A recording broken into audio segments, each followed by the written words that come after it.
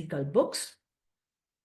And I diligently follow the social media pages of all leading Indian publishers. There can be no doubt, however, that I have a soft corner for the independent presses. I would be delighted to hear from you, though I do understand if you're not accepting any interns this summer. Right. And I have to now stop sharing.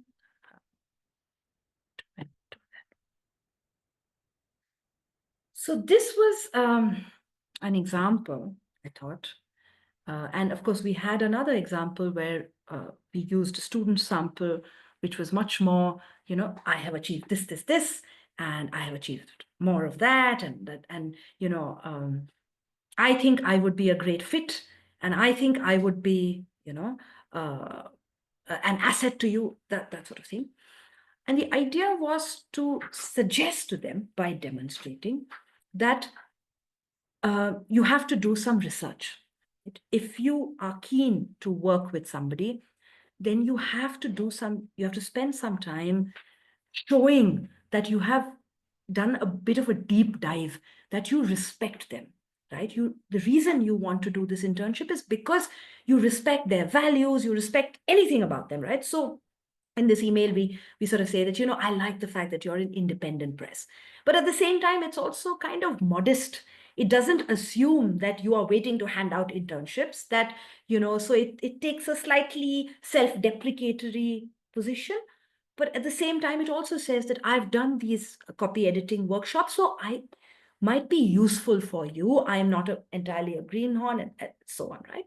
So that balance between, so, when they come to us in Ashoka, and in the first semester or the second semester, we teach them writing, we talk about how you persuade, how you convince, and the balance that's very important, right? That you need to show credibility and expertise, but you also don't want to tell them. You want to show rather than tell. And show, don't tell is also what we use in creative writing as a foundational kind of doctrine, that, uh, don't tell your readers, let them kind of see. So this was, I don't know if this was useful at all, but yeah, but I think going back to the broader question of, what is, I think we have to, in my view, I think what happens is, and I think this is a mistake, and like I said, here I'm not speaking on behalf of Ashoka admissions at all. I'm just speaking as a teacher.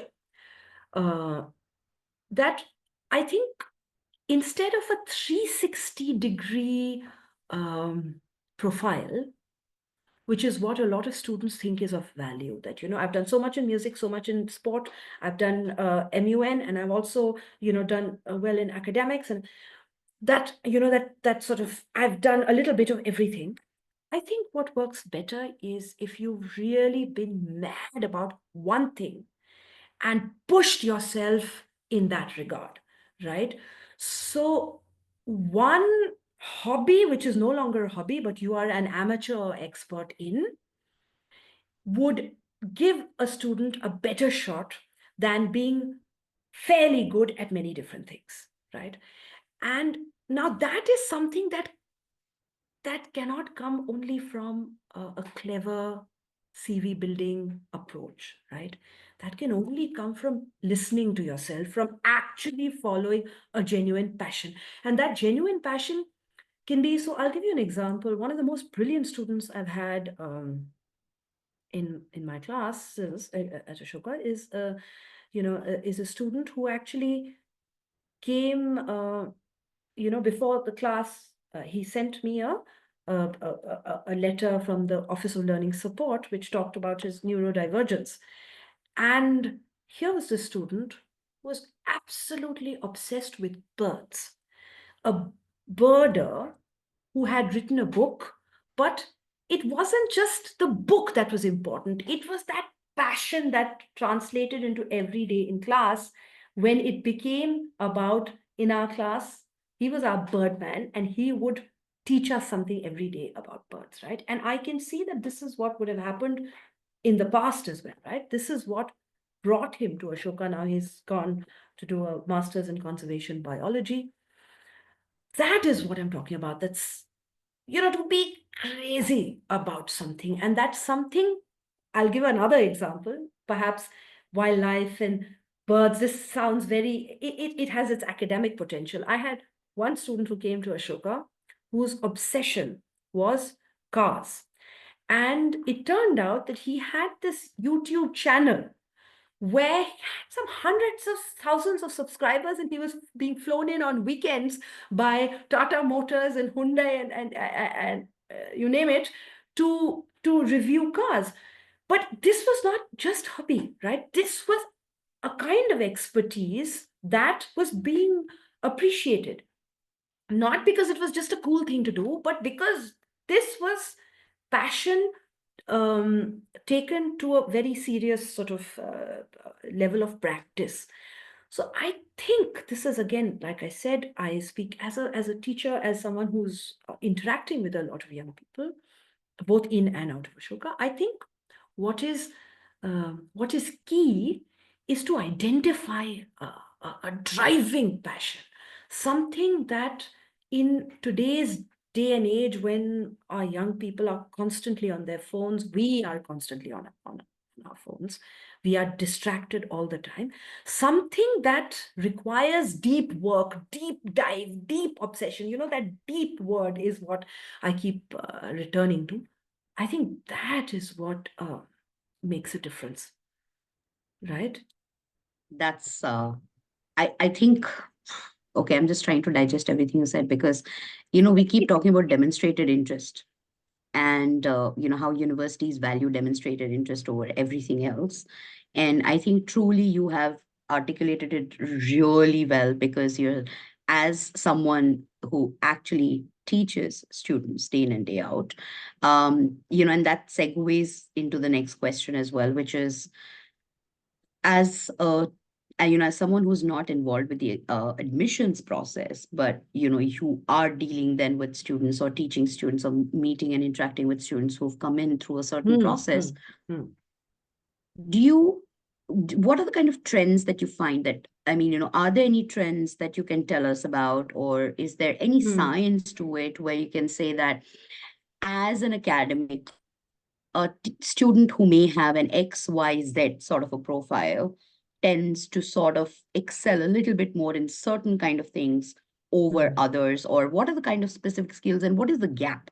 Because right now everyone has a great profile. Okay, everyone is putting out stellar profiles in their college admissions, in their college applications. But when it comes to the actual performance, once admission is done, the university bit of it is where it is, right? Because I think this morning I was having a conversation with Kana Gupta. He's the director of the Jaipuria group of schools. And he was telling me, he said something very interesting.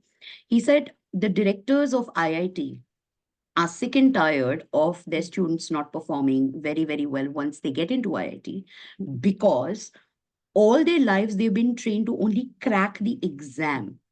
hmm, So as students, they are being told that your hmm, destination is hmm, IIT.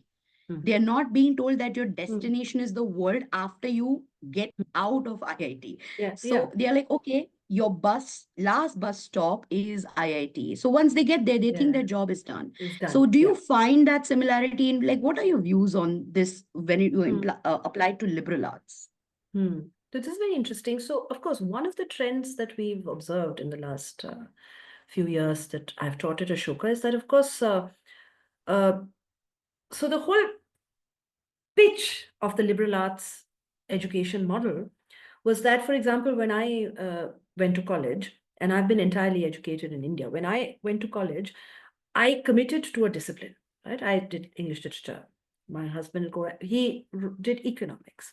So you were required to commit to one particular discipline, and you saw your entire kind of growth as a thinker happened through the lens of that. You did other things, and if you went to certain colleges, you did a lot of other things, and your education also happened outside the classroom. So in why Ashoka was, felt so exciting was because we wanted students to only declare their major in their second year, in the second semester of their second year. So they would take the foundational courses with an open mind, right? That they, so you come, so ideally you came to Ashoka not knowing what you wanted to do, because the point was that this is how we are different from everybody else, right? You take courses, you see what is really exciting for you, what you cannot not do, right? I do see that changing a little bit. I see perhaps, or I don't know. Again, this is all anecdotal, right? I don't want to kind of represent larger trends, because I don't know, because one is relying on one's own experience in the classroom. That more students come saying, I want to do ecofin, or I want to do this. But I think the beauty of Ashoka is that, once you've got in, that is when then that the profile or whatever you built, that then doesn't matter anymore. Because in the classroom, then you have to think for yourself.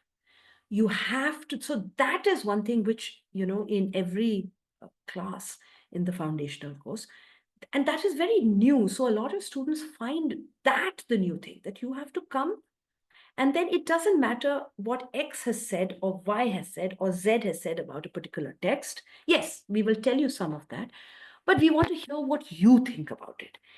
And when asked to sort of come up with a more sophisticated opinion than I like this or I didn't like it, then students are really forced to think, right? So doing becomes the learning. So you learn by doing and not doing so well and failing. And then they'll come and say, oh, we did. So in school, if you remembered and you got the right keywords in your answer, you did very well, right? Now here, all of that is gone. There is none of that, right? Yeah. So I think, I think that the IIT thing, as you said, that, it is not about the process. It's not about becoming a great engineer. It's not about coming up with, solutions to something that you're really passionate to solve. It's about cracking that exam and getting in. So your peak moment achievement is already done then. So that hunger.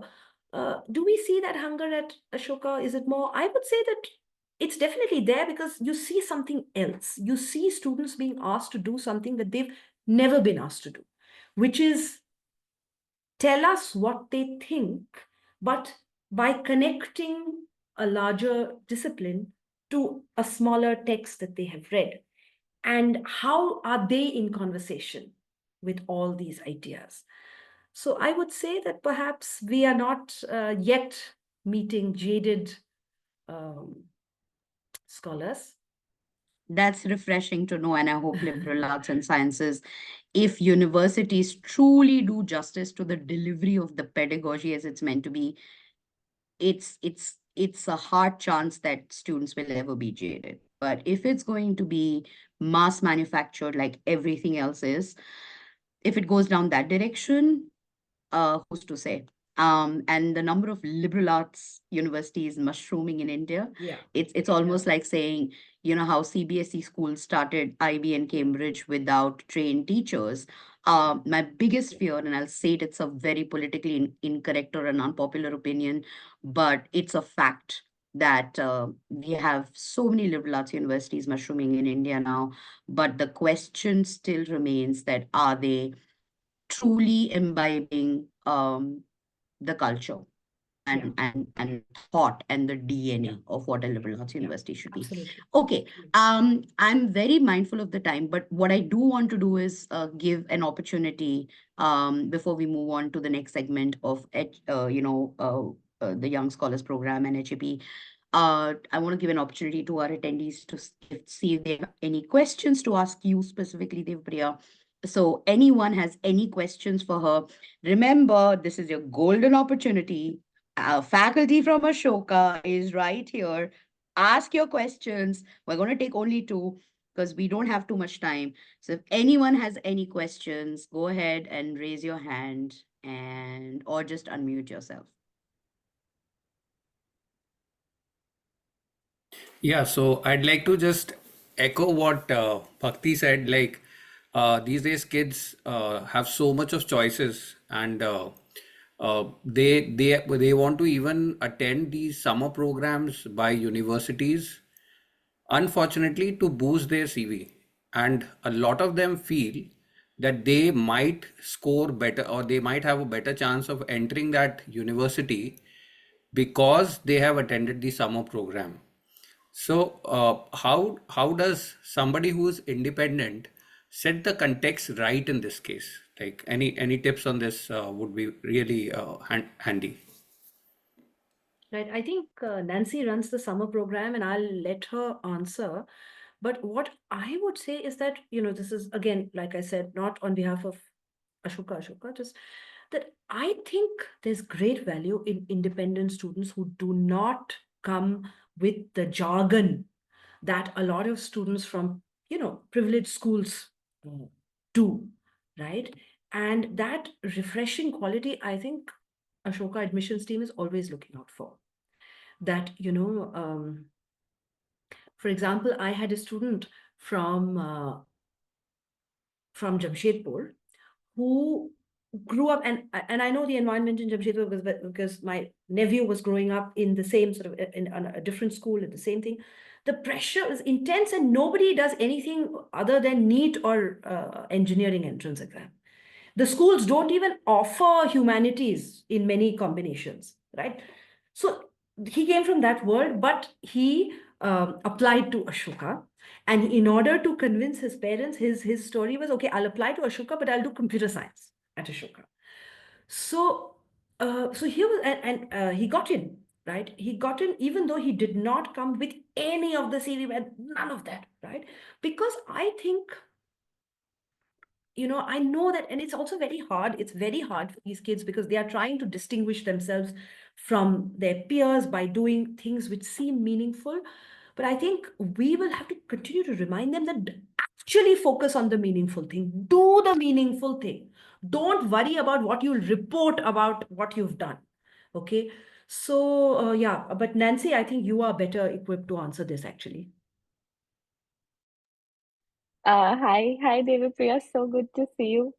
It's been a while since we met, and hi everyone. I think Bhakti, this is a question we can, take later. Sure. But as a statement, I can very clearly say that attending YSP or HAP in any way, it does not increase or decrease students' chances of getting into Ashoka. But definitely with YSP, we believe that if they are choosing to apply to Ashoka, it's a more conscious, a more aware choice because they've been on campus, they've interacted with a vast, a large number of faculty, they've seen the facilities. So they're making a more conscious choice and not just, ticking a box. So yeah, that's what I'd like to say for now. Yeah. Yeah. No, absolutely. I think a student, Neeraj, who actually experiences the campus, the learning, the faculty, the environment, is actually making a more best fit choice because typically it's one way where the university chooses to admit students, right? But I think I just broke my table, but never mind. No, I did. I just slipped. So, Um, sorry, but in this case, if a student has experienced the university and then chooses to apply, the student has made a choice for the university, which is informed and not just because Sharma ji ka beta apply kar raha hai. So, yeah. yeah. So I just wanted to thank, and also the memoir for travel. I'll also be a part of reading that if I get it. Yeah, thank you. Yeah, we're going to ask for a copy for sure, Devapriya. Okay, I have one last question before you Done. go. Seriously, we have to ask. This is a burning question in counseling circles, in every circle that deals with career guidance and higher ed. There is this whole hoopla around research in high schools. Okay, now high school students are being encouraged to do research. There's a divided house. People have all kinds of views. In your view, as an academic, what is the value in your eyes of a student who's actually done a $4,000 research project and applied to, yeah, that's that's the price point, a $4,000 research project, and has applied to your university and has come into class? I mean, first of all, are you aware of students who've done research and you know that they've actually done research in high school and come in, and have you seen any difference in them? Right. So I'll give you an example. I had a student in Bhumika who had actually, she and two other girls were part of, I think, the math Olympiad. They were a trio or whatever. They had actually come up, they had solved a theorem which had not been solved for, that had never been solved. And they, when she came into the class, they were in the process of writing a paper about it. So that was definitely the kind of research. And in my class, I do teach the foundational practices of research, right? So it was great to have someone like Bhumika who's in the process of doing it to share that what is research. You have to identify an area and be able to identify a specific gap, and then integrate your possible response to the larger conversations in a discipline, right? To have. Now, there can be no doubt that any research practice is very good for students, right? Because it boosts them, their thinking. They learn to think in I would say slightly more sophisticated ways than if they were only relying on textbooks, right? So this is what, interestingly, this is what I was talking to my students today as well, that a textbook is a sort of a, it's what we call a tertiary source, right? Twice removed from a primary source where you've generated data yourself, right? So the process of doing it will definitely teach you a lot. Now, the thing is, young people do a lot of research on the things they like. So if they are going to buy a phone and they've been given a budget, they will research, they will conduct the most extensive research possible to get what is the best, right? Or if they like a show, they will research everything. That said, what I want to really caution against is that what happens to us in the class in the first year when we have students at Ashoka. So students at Ashoka come from many different streams, I would say, right? If Ashoka is a river, there are students who come from CBSE board, there are state boards, ISC and ICSE, IB, Cambridge, international students from many different African countries, not necessarily from IB. So it's a melting pot. And in the beginning, there is great terror among students who come, and we also have students who come from language medium education, right? So they've come from state boards and they've been educated in their mother tongue or in the state language. They have not even, they have studied English only as a subject. So in that, there is, in the beginning, there is this great thing. A lot of the kids who come from IB or Cambridge and have written research papers. I'm not saying students who've actually been part of research projects, that's very different. But who've written like one research paper in there. It seems that initially they are very confident, whereas students from CBSE are like, why did I not go to IB? They know so much, we know nothing. So in the beginning, there's a bit of that, but then, learning is a great equalizer. There is also something to be said about the depth, right, that we would want them want to see in their work. So it doesn't matter. So there was one of my colleagues has published a research a research report, and they've talked to students from across these different streams about what is done. And initially, there is this thing about IB kids have all the advantages, whereas, we are from CBSE and we are struggling. But then that very quickly that evens out, because a lot of the IB kids may know the form, but that doesn't mean that they're able to mount arguments or look for evidence, or necessarily they have the hunger to work very hard, which is what you also need in research. So, yeah. So I think, Yeah, I get it. It's so nuanced, isn't it, Devapriya? yeah, Like yeah, there's just no exactly. scope That's the for word. there's just no scope for generalization, stereotyping. All we can do is just keep trying to dig for trends. But I think that's the beauty of education, especially in a country like India, where everything goes, but nothing is certain.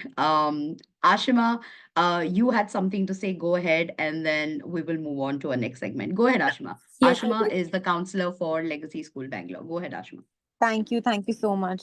And I was just about to actually um, say the same thing about research. And in fact, just recently, I think yesterday, one of my students told me that he got through Ashoka University and he's a brilliant student, but doesn't do well on entrance exams. And he said, I haven't done research, but I have a research idea, and this is what I'm going to propose in my statement of purpose also, stating that this is what I want to do, and I want to utilize my college experience in working on these things. And he's gotten accepted. Wherein the other classmates who had Cambridge A's and A stars said, "Oh, you won't get through because you're all B's and C's." So that's the difference, um, as you rightly said, it's not just about what you have been building on by doing programs and profile building things where you're paying hefty amount. It is also about the intent and purpose of what you really want to do. And as long as the student really talks about it in the application, I think they have fair chances to get into good universities, prestigious universities in India as well. Just wanted to share that story from Ashoka. Thank you so much. Thank you, Ashima. I'm glad, and I look forward maybe to teaching this student of yours one day, soon. And Ashima very rightly said also resonates with what Sapna mentioned. Sapna is the head of counseling at Mayo College, and she says, I believe that all universities should become high school research blind. It may be unfair to the 0.001% kids who are actually precautious enough to do it independently, but those kids will stand out anyway. It will save the remaining 99% kids from this unnecessary pressure. So thank you for that, Sapna, Ashima, and thank you, Devpriya. I think we need to plan another session completely with you. It was just absolutely fantastic. I could like chat with you for the next 4 hours, and I don't think anyone will get bored. And thank you. You were so insightful. Thank you so Thank you much. so much. You all were very indulgent. And like I said, I don't know if because I'm not really, I don't know so much about the admission thing, but also anytime you want to get in touch, please do so. And it's an honor for me really, because to speak to all of you. I know the kind of work that y'all are doing for these young people to guide them, and it's it's not easy, because you It's also get to not. see the young people behind, you know, the facades. These kids all have very like, but behind that they are vulnerable. They're 17, 18 years old. So you're doing a very, very important thing. Thank Okay. you, Devpriya. And just for Thank you. context, TOC is India's first professional development association for anyone in the space of education. We woke up one day and we said, you have IACAC and NAFSA in North America and Europe, and you have all these organizations. Why does India never come together? And especially in education. And that's where TOC was born. And we are about 350 members strong, representation from universities, high schools, independent counselors, service providers, solution architects. And we learn every week. We have learning sessions every week. We have learning retreats 4 times a year. So we're very excited to hear from you, and we hope to hear from you soon again. Thank you, Devpriya. Thank you. All Thank you. right. Bye. Bye. All right, Arushi, Nancy, Sakshi, Disha. Now it's your turn. So, guys, after that extremely great context setting where we understand the context of what it means once you enter college and you're in the classroom, and what is a university actually looking for, what flies or what maybe doesn't fly. Um, we're here to talk about probably what is the first summer program by university in the country, and that is the Young Scholars Program. So YSP has the distinction of being one of the first summer programs ever to be offered by a university in India. And the interesting fact is, if my information is correct, YSP predates Ashoka as a degree churning college as well, because Ashoka first started YSP, and then within a year or so after starting YSP, they went on to do their degree programs. This is what my research and knowledge says. You may want to do your research as well. The first 2 years, it was just YSP, and then it was Ashoka. So Ashoka is older than YSP is older than Ashoka.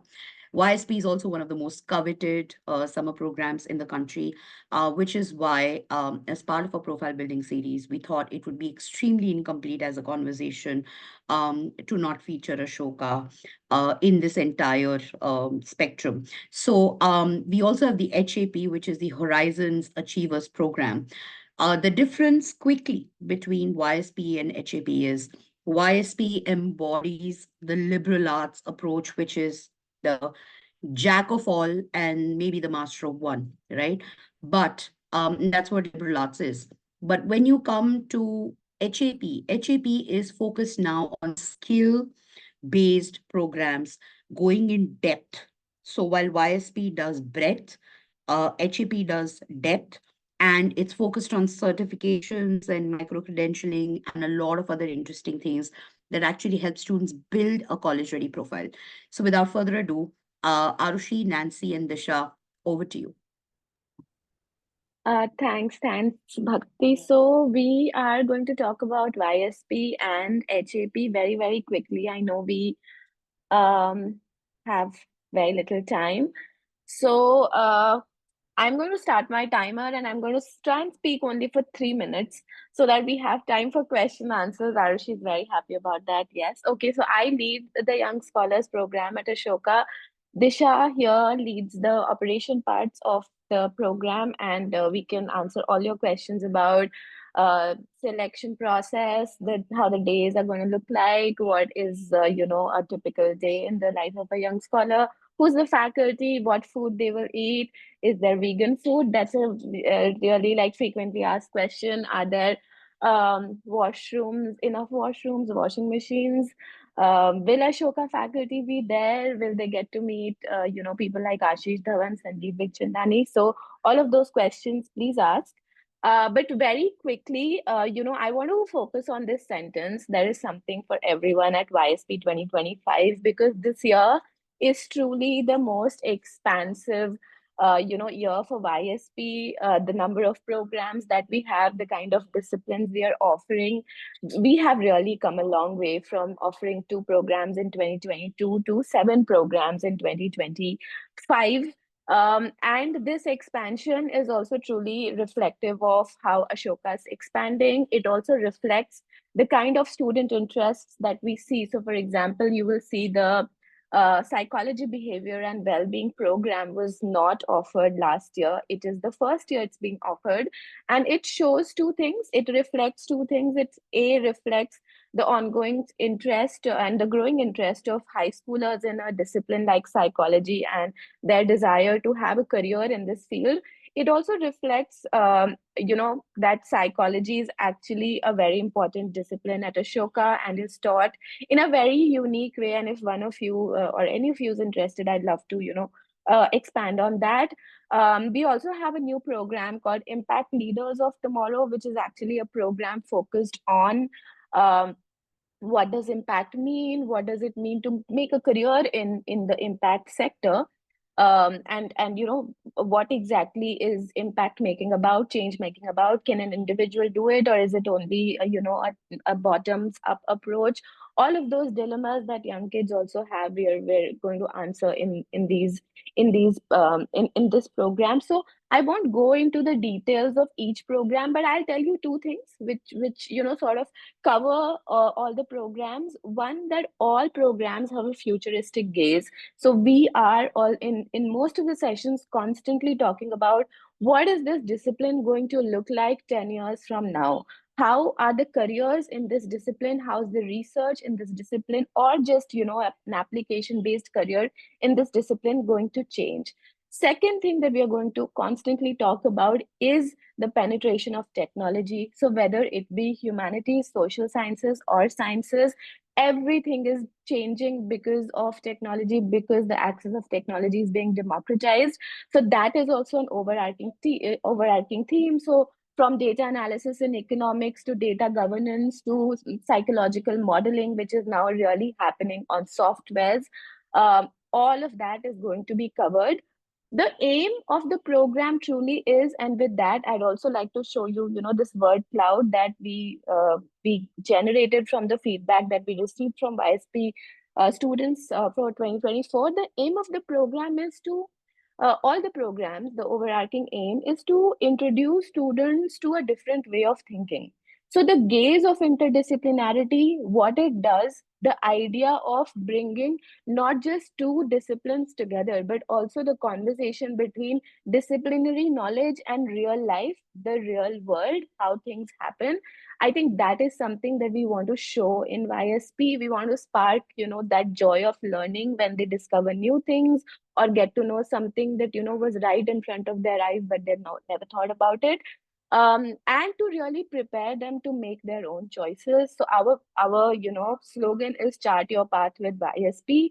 Many students may feel that they're interested in economics, but when they come to Ashoka, and this is true, a lot of them come to Ashoka thinking they're going to do economics, but they eventually end up majoring in literature or psychology or political science. So we want to give them an exposure to these disciplines and how they are taught at the university level early on, so that when they're making choices for universities, colleges, or subjects, they are much more aware and they have some real experience. My final slide is just to tell you, and again, happy to answer questions. I've crossed 3 minutes. So just going to end on this line that YSP is so much more than just academic sessions and workshops and hands-on collaborative projects. There's a lot of fun and sports activities. Some of you may have heard about our legendary talent nights or the chat and chat evenings. We have inspiring speakers. So from Nobel laureates who've participated in YSP to people like Sanjeev Bikhchandani, who's the founder of Ashoka, but also the founder of Naukri.com, Deep Kalra, who founded Make My Trip. All these industry leaders, Aditya Ghosh, of course, Pramath, Ashish Dhawan, all of them come to YSP, have dialogic conversations with students at YSP. We do a lot of 21st century workshops, collaborative project modules. They may meet peers from all across the country. And of course, all faculty like Professor Devapriya here are, they participate in YSP. She taught some very popular classes in YSP 2024. So all your students get to experience the classroom of of an Ashoka faculty. These are some of the faculty. We'll also post some details on the chat box. And with that, I will stop. And Arushi can start, and I think we can take questions together. Arushi, you also have 4 minutes. Wow. Okay, Wow. wait, both of you. Breathe. Okay. Okay. It's all right. We take a few extra minutes. It's not a big deal. Don't Oh, worry thanks. about it. Everyone is Okay. here to learn about YSP, HAP. So just don't worry. Just Okay, relax. great. I'm just going Okay, to take a thanks. pause to see if anyone has questions about YSP, Sure. given how Sure. popular this program is. If anyone has questions or any sharing that you want to do, you may have sent students to YSP, and if you have any feedback or any experiences, feel free to share. No pressure, you can type it in the chat or you can raise your hand when it comes to you. Yes, Surbi, go ahead. So the question which I have is the program is open for high schoolers like from 9th to 12th grade, right? So in your cohort, say if a student is a 12th grader, the same batch will have the students from 9th grade as well. How does that work out? Yeah. It's the same cohort. They sit in the same class. For the hands-on activities, they're often divided into smaller groups, which may be grade-based. But the faculty seminars and the industry, inspiring industry speaker seminars, they all happen for the cohort together. Okay. Thank you so No, much, I mean, ma'am. I understand the underlying sentiments about your question, and let me answer that, right? Because also we're in Yeah. the process of finalizing our programs, and it's a good conversation to have. So, whenever we're finalizing a session or a topic, right? So, what we tell the faculty and what faculty also agrees on that we need to talk about something that most school students will have no idea about. So, in economics, for example, we do a session on cognitive economics, Okay. which as a discipline is really, I mean, not being covered in grade 9 or in grade 12 either, right? So it's a new an emerging discipline, but it's a discipline in which a lot of careers are going to be created 5 to 10 years down the line. It's a discipline that lies at the intersection of psychology and economics, and it's an emerging discipline which a lot of government is using to do behavior change or to track population behavior and so on. So that is just an example. In physics, we are going to do a session on liquid magnets. Let's, for example, this time, most of us cannot conceive that a magnet can be in a liquid form, right? And school students have no, again, exposure to these cutting edge and very contemporary things that are happening in the world of even sciences. And again, as I said, how is technology changing it? So our topics are really something that school students always wonder about, that, hey, I didn't know this. And that sense of wonderment applies to all the grades. I'll just say Okay. this, Purvi, that I think it's not so much about the grade, because it's not like a grade 12 student may necessarily know more than a grade 11 student in school, because the level of exposure somewhere, there's a ceiling to it, right? I Mhm. think good programs like YSP and other summer programs are bridging the gap between what a high school education brings and what university can bring. And so it's sort of Certainly. agnostic, right, of age group. In fact, I would say even freshmen, like first year university students, will probably be as surprised or as enlightened if they attend a summer program or a YSP than a grade 12 or a grade 11. So, yeah, Great. Thank you so much, Nancy, and thank you, Bhakti. no problem. Okay, Anu, you're up next, then Ashima. Yeah, hi, guys, Arushi, Nancy. Thanks for doing this, Bhakti. So I have my students going every year for YSP and Ashoka admit several every year. So I'm well acquainted with everything. I just want to understand now you've introduced this EPG Advanced. May I understand the difference between EPG and EPG Advanced, and the other one Sure, sure, also you sure. have the business also you have advanced. What is inclusion? Yeah. So we have a program called YSP Foundation program, right? Which, as Devapriya was also talking about, these foundation courses. So foundation program is based on the 9 foundation courses at Ashoka, which are truly an initiation into the gaze of interdisciplinarity. So, for example, instead of having a course on history, what students study is a course on archaeology, which brings together history, but it's also bringing biology and chemistry together, right? So it's really making them understand how disciplines come together. So our foundation program reflects that ideology, that thought process, combined with a training in some 21st century skills and critical thinking skills. So now advanced programs are simply if you combine the foundation program with any of these 2 programs, either the economics policy and governance program or the entrepreneurship, business and leadership program, and the advanced program becomes a 2 week uh, learning Oh, experience wow. rather than, yeah, yeah, That's yeah. awesome. That's a good job done, actually. I was always split between whether to send somebody for just foundation. Oh, she's though inclined towards psychology. Should I send her for psych specific?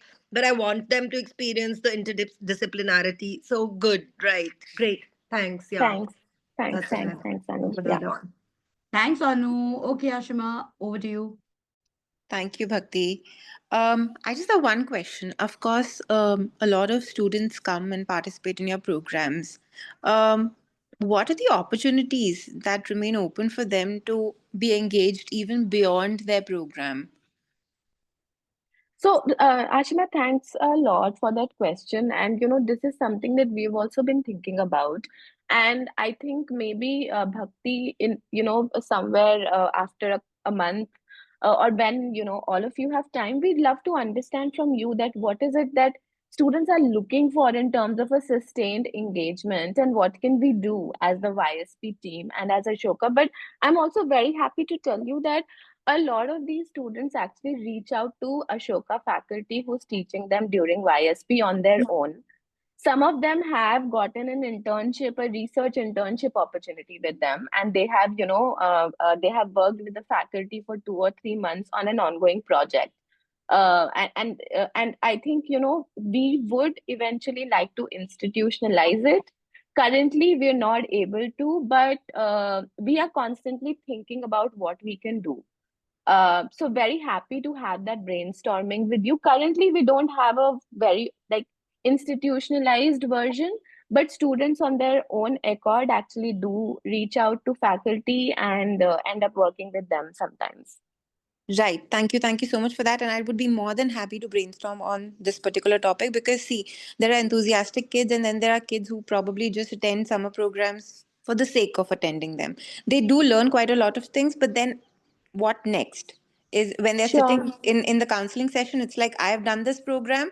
Now you tell me what next. So even Yeah, we yeah. encourage them to go back and probably connect with, other peers who they met on the program, or maybe the professors and everyone. But then a lot of times, if they don't get a response back once, they will never go back again. They Hmm. won't Right, they won't right. follow Yeah, up basically. yeah, So if you yeah. have something which is set in place in structure, probably like, maybe quarterly, if not monthly or whatever, just keeping a timeline as to what's next, then Great, it's more great. beneficial in terms of, what is the ROI, let's put it that way. Yeah. No, no, no. I totally agree with you. And I think, Ashima, if you could please just maybe, share your email ID with us. You could like chat, like personal DM to any of us. Also, we would get in touch with you over, the next week and maybe have a conversation with you individually too. That would be lovely. In fact, I'm actually hosting a summer program and pre-college program fair on the 14th of Feb. We did contact Ashoka, but I think you guys are occupied on 14th of Feb. Not a good day, Yeah, Valentine's Day. It's Valentine's Day, Ashima. Yeah, What Believe yeah. is me, wrong with you? no, but believe me, we are not occupied with our Valentines. YSP is our Valentine and HAP is our Valentine. So we are working for sure. Yeah. So, See, Ashima, it one would thing that be I'd like to share over here is the reason why I was keen in inviting you guys was, see, we are based in Bangalore, which is the south part of India, right? So somebody from southern part of India, for them, north is like, oh God, I don't want to send my kids to north, and that too to Sonipat. So to break that myth of, yeah. safety and inclusion and all these other things, it's very important to have, I mean, the university presence over here to really talk about it, because a lot of times we are not able to do the justice to your program when we are explaining them about these things in the classrooms. So that's one of the reasons why I think it'll be really nice to have you come over and talk about these programs rather than us sending the emailers again and again. Just Got something that it. I wanted to share out loud. No, great, great. I think we will get back to you even on the 14th Feb. Let's see if we can work something out. Amazing. That would be lovely. And I've dropped in my email ID. Yeah. Uh, Thanks. Thanks. We'll make a thank you. note. Thank you So, so much. Thanks a lot, Bhakti. thank you, Ashima. And just on that point, two solutions that immediately come to mind in terms of reconnecting with students and keeping them as a part of, um, I think university is an ecosystem. It's not just the degree, right? When a student does even one thing with you, whether it's a summer program or campus visit, they somewhere become a part of your larger ecosystem and they feel like maybe they're a little part of it, right? So two ideas. One would be, of course, having an alumni chapter for all your programs if you already don't have one. And the other thing would also be integrating a module on networking, where the case studies, how do you stay in touch with your peers in the cohort as well as connect with the faculty that you met at Ashoka during this, right? So I think integrating a networking module will really help. And it starts, charity begins at home. I think it normally probably starts with how do you keep in touch with Ashoka? I Yeah, think with that's a that, great point, Bhakti, starting up a mhm, chapter, because then they yeah. can invite all the scholars at one place and they can interact with each other regardless Yeah. of which year they participated in the program, basically. Yeah, because YSP is not about getting into Ashoka. YSP is an experience on its own. It has its own identity. And therefore, students who are a part of YSP are technically also alumni of Ashoka. So that kind of gives, right? But yeah, I think that would be great. Aparna, we're just coming to in 30 seconds. Sapna, you also had a question. Sapna, do you want to unmute yourself and ask that question? Because I want to hear your voice. Sapna, are you there? Okay. Sapna asks, so Sapna is from your college, and she asks, would Ashoka consider putting together a one-day program for parents, a kind of an intro to Sure, liberal arts and what it brings sure, to sure. Sure, sure. No, I think, Bhakti, this is so, I mean, I'm so glad we're finally doing this, because, we totally get it. I mean, when we're talking to parents, we know that hardly any of them have experienced liberal arts education in their own time as a student. Um, Most of us actually don't come from a liberal arts background, but I think we would definitely love to initiate this conversation. We'd love to organize it. We have some of the best faculty who can talk about what liberal arts is Oh, in yeah. theory, in practice. So if there's anyone, I think we are the most equipped to do it, and Yeah. let's do it. Let's do it. And on that note, I'd actually like to talk about just one thing, a little segue into our monthly educator dialogues, Yeah. which actually, I mean, we don't invite parents, but parents invariably end up attending it most of the times. But it's a curated conversation focused on counselors and high school educators. And we take up a variety of topics there. So from like how to talk to students about ethical leadership or mental health, or how to have them prepare for a career in sciences beyond medicine and engineering. And we're happy to do a session on what is deconstructing liberal arts, both like education and careers after liberal arts with TOC. Specifically, we're happy to organize, that conversation also within Ashoka or a couple of Ashoka faculty. Yeah. So very happy to do all of that. Yeah, for sure. I think what we'll do as a next step, and Aparna, coming to you right now, doing the next step would be to definitely plan our next set of interactions, and also sharing your email IDs. You've already put it on the group, so I'm sure you'll get emails from a lot of counselors.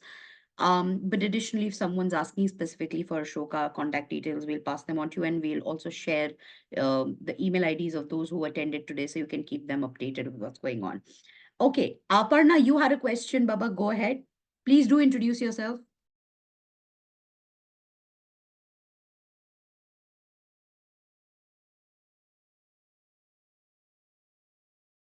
Not sure if Aparna is still I'm here. here. I'm here. Sorry, Yes, had yes. a bit of a Wi-Fi glitch. Sorry No about worries. that. So I'm Aparna Chandrasekharan, head of college placements at 10x International School in Bangalore. So just today, it's just fortuitous that I'm attending this session today, because just today afternoon, my students and I were discussing both the YSP and the HAP program, and many of them intend to apply. And the thing they asked me about was, can they connect with student alumni of these programs who have attended these in the past few years, because they have some questions that they'd like to interact with peers of their own age group with who've done these programs. So is there a possibility to connect with some alumni of the program? Aparna, we actually have a few ambassadors from both Okay. YSP and Horizons Achievers program courses, Okay. who also like sort of, work with us, and, we give them a letter of appreciation, etc. at the end of their tenure with us. So we are Okay. happy if you have, say, 5, 10, 15 students, Yes. and if they have a particular interest, we are happy Yeah. to, facilitate a conversation between them and a few ambassadors. We won't be Yes. able to share email IDs, you understand. These Understand. ambassadors are Understand. also school kids. Students. Yeah, Yeah. Yeah. yeah, yeah, Yeah. yeah. Yeah. But we're very happy, we're more than happy to facilitate these conversations. And in a lot of our webinar, actually, we do invite ambassadors, because we Okay. understand that, having an alum speak, Yes. and hear an alum speak really, sort of convinces and makes so much more clarity, like makes so much more Absolutely. sense to kids Yes. and parents. So yeah, you can watch out for those webinars, but very happy to do something exclusively for your students also. Sounds great. I'll reach out to you. Thank you so much. Yeah, great, perfect. Yeah. Thanks. All right. And with that, I'm sure we have a lot of questions, but We also have to move on to HAP, which I'm supremely intrigued about. Arushi, I personally had not heard of HAP before we started having our conversation, and I find it extremely progressive, as expected of Ashoka to come up with something like this. So please do tell us more about the HAP.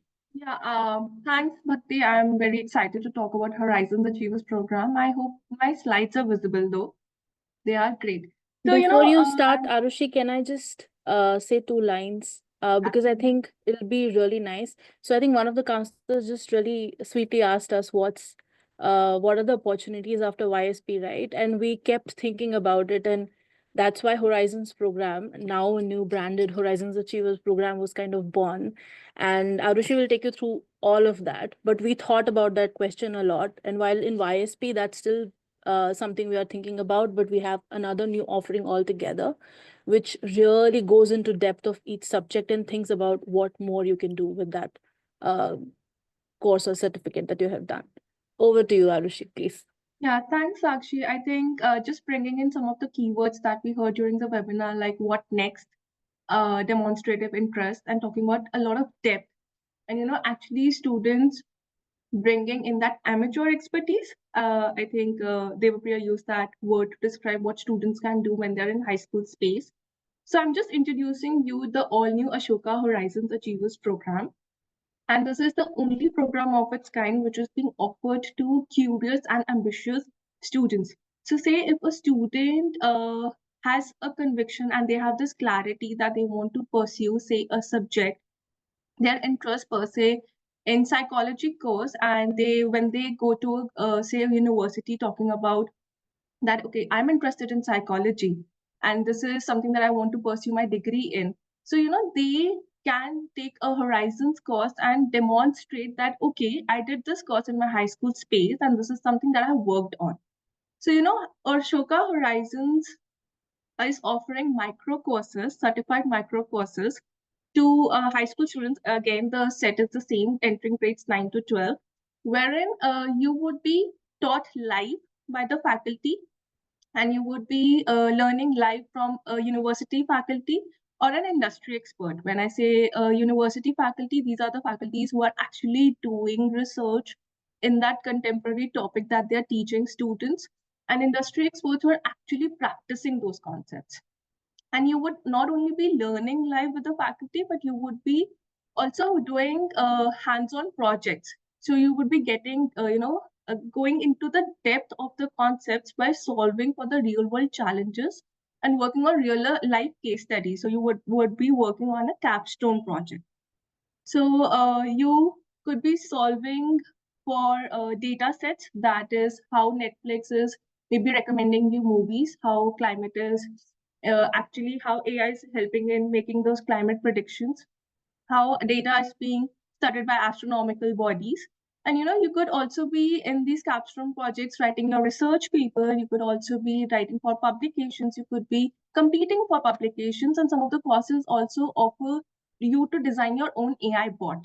So you can see that these capstone projects are very convergent. They offer a lot of depth to the students, wherein they work live with with an expert, with a mentor who would be working with them on a Sunday. So the model of these courses is that they are a 4 to 5 weekend long courses. They are being offered on Saturdays and Sundays.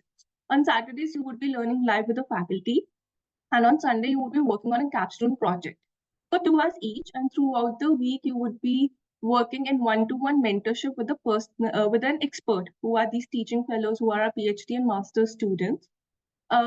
These are the courses.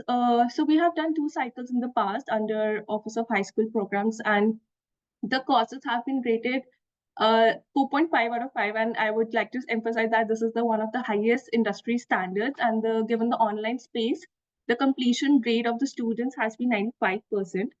So I just wanted to bring in, like, these are the courses that not only give you the opportunity to learn live from the faculty, but also have an extension. So when we talk about what next and what actually these students could be doing, so these not only these courses are certified, you would also get a chance, the top 3 students are performing really well, to get a letter of academic appreciation from a university level faculty. You would be engaging with the concepts which have university level rigor, the pedagogy by the university faculty, and you would also get extended opportunities, like some of the faculties are offering internships, moving beyond the course proposition. Once the course ends, one of the top 1% students would be selected for internships. Professor Semanthini Ghosh, who's offering neurosciences of well-being. You could also get a research opportunity wherein you would be working with her team on ground to actually see one of her running projects. You could also be interning in Ashoka, one of the science labs, wherein you could be seeing how life can be generated in a test tube. So I'll just quickly show you the catalog. We have 15 courses that we are offering in summer 2025. These are from the widest range of subjects and skills. And these subjects and skills are according to the trends that you can see in the educational degrees, but also the future of work. You have a lot of courses around economics, your personal finance, from AI to actually your skills like design thinking, how you can design your own life. From writing, from research writing, we have this amazing research writing course by Professor Bernard Prince. Would I would also like to answer that question once we open for Q&A, like how research is being pitched at high school and how we at Ashoka University are imagining it. So one of the proposition for this course is also that the students would get a chance to publish their research with Springer Nature. So I'll just pause on this catalog for 2 minutes, and I would really like to know if somebody's interested or they have some questions, what their students would be interested in. More than happy to answer any of these questions. We have courses which look at computer sciences from two different lenses. One talks about AI, what actual AI is doing, wherein you would be working with a lot of codes, but also looking at how high school student can understand AI by focusing on their foundations like mathematics. How learning probability in grade 9, which is your say 14th chapter in NCRTs, or how you're learning it can actually feed into you designing your own AI bot. So this is the structure. I think I have talked about it. I'll just pause on the slide as well. This is a panel of the faculties. We have a lot of faculties, not just Ashoka, but beyond Ashoka as well. We have Professor Sudipta Sarangi from Virginia Tech, who would be teaching our game theory course, that is strategic thinking and game theory in economics. And I'm happy to answer any questions that you guys would have. The applications are open right now, and I'll just pause on the QR code for a moment. We do have two questions. So Venkatesh asks if HAP is offered in the online Yes. format as well, and what is the eligibility to enroll? So sorry, HAP is an online offering only. It is being offered in an online format over the weekends. So we understand. So the idea is to offer HAP courses throughout the year, but for now we have opened the applications for summer 2025. So they would be running from May 17th to June 14th over Saturdays and Sundays. So you would be interacting live with the faculty and also your mentor on a Saturday from 11 to 1 and on Sunday 11 to 1. And over the week, you would be working on a capstone project in one-to-one manner with your mentor. So you would be booking your slots synchronously and you would be working on their project. But it is a weekend only and online courses. And the eligibility is, yes, you should be entering grades 9 to 12 when you are in this enrolling for this course.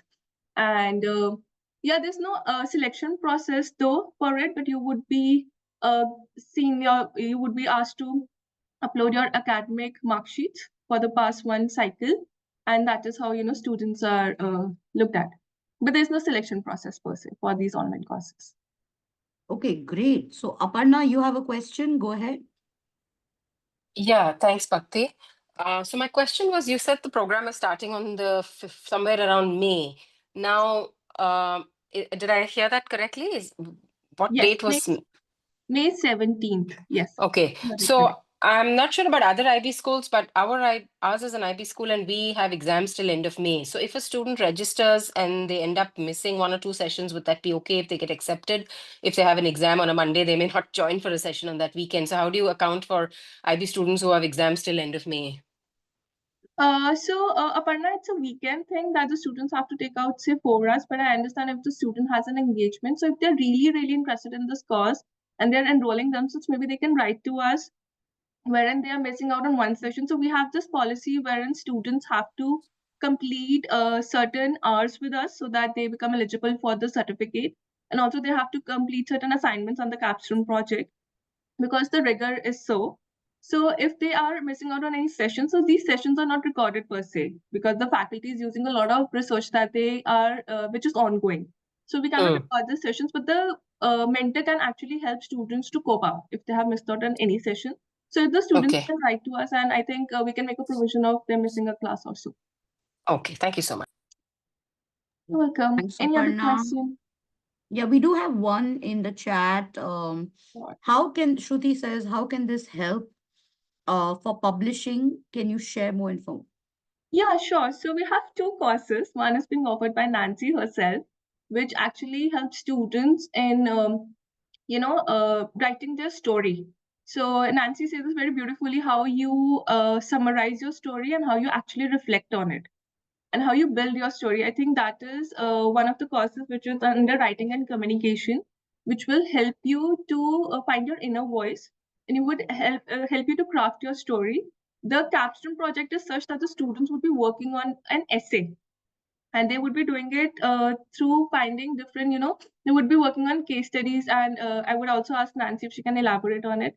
But talking about, say, another offering, which is research writing. So publications are being offered in these two courses, wherein students would be working on a writer. That is the capstone project, whether it could be your essay that you're working on or a research paper. And the research paper is not dependent on any of the discipline per se, say social sciences, sciences, or literature, but it is an overarching research that we want high school students to indulge in, wherein they're able to identify a problem, define a problem, like what is the problem that they are trying to solve for, like what are the methodologies or the right questions they need to ask. And the publication opportunities for research paper is that the Springer Nature is collaborating with Horizons Achievers Program, and top 3 students would actually get a chance under Professor Bernard Prince to publish their research in that journal. And they would also get a chance to, receive some rewards of ebooks as well. I hope that answers your question. I think it does. Yay. All right. So thank you so much, guys. We are only 25 minutes over time, but fun fact, TOC sessions generally go on for 1.5 hours because we do have so many questions and we don't like to rush our information. We like to take our time and understand what we're really talking about. So no issues. Thank you so much, all of you, for being here. And thank you, Nancy, Arushi, Sakshi, and Disha, for putting this together. A huge thanks once again to Devapriya Roy. And thank you to everyone who stayed right till the end. A huge, huge, huge hug. You're all still here. You're all hungry learners. Love that. Be sure that we will have Ashoka back for more sessions. We will talk more, we'll interact more, we'll engage more. And if you need any information about them, for them, let us know. If you miss out on their email IDs or any of that, we're happy to share them with you. We will be sharing a recording of this session with all of you, as well as with the team at Ashoka. And Ashoka, thank you once again. Thank you so much, Thanks, Bhakti. Bhakti. Thank you. Thanks. Thank you, everyone. It was really, really Have a good to be. great evening, guys. You Bye. too. Please enjoy. Thank you. Bye.